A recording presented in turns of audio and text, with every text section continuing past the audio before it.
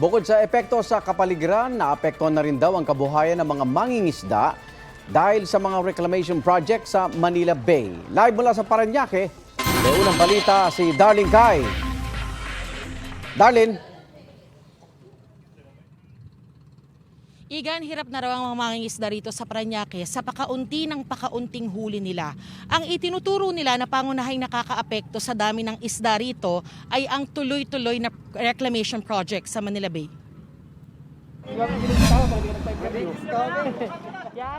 Dati, bangka-bangka ang bilangan sa mga nahuhuling isda ni na Joey. Ngayon, banye-banyera na lang.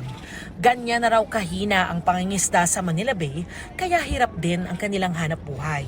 Ang itinuturo nilang malaking dahilan, ang reclamation project sa Manila Bay. Malaki ang kawalan mula nung nag-reclaim na po sila dyan. Kasi yung katubigan po na napakalapad noon, malalim. Ngayon, lupa na. Buhangin na po. Ito lang taon na ito, napansin din nila ang pagdami ng mga barko ng mga Chinese na nagsasagawa ng reclamation. Talagang bulabog sila kumbaga sa pangingisda namin. Yung pabalik-balik po sila. Magdamag yun, halos 40 na barko na malalaki.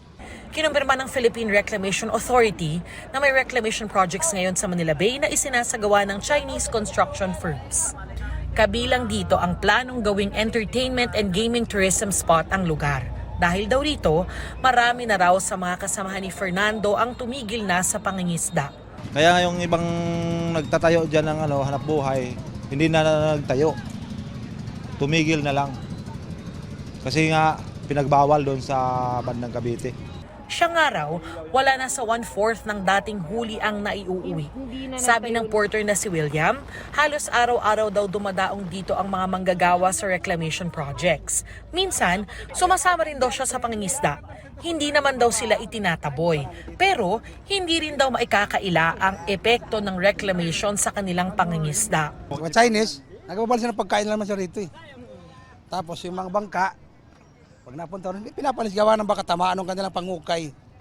Yun lang naman. Nakakabalan, gawa rin yung mga panghuli ng isda. Nabubulabog ng gawan, kanilang pangukay. Panawagan ng mga mangingisda rito, mabantayan ng husto ang reclamation projects na nakakabulabog sa mga isda na kanilang hanap buhay. Kung hindi nila sana ni-reclaim yung katubigan, kasi kaming bilang isang mangingisda, talagang malaya kaming kumbaga makapangisda diyan. Di katulad yan, kung tatambakan na yan dyan, saan kami pupunta?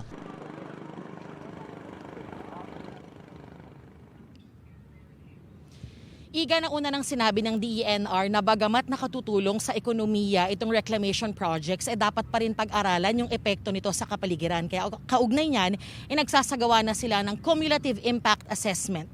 Ito ang unang balita sa Parañaque. Ako po si Darlene Kai para sa GMA Integrated News.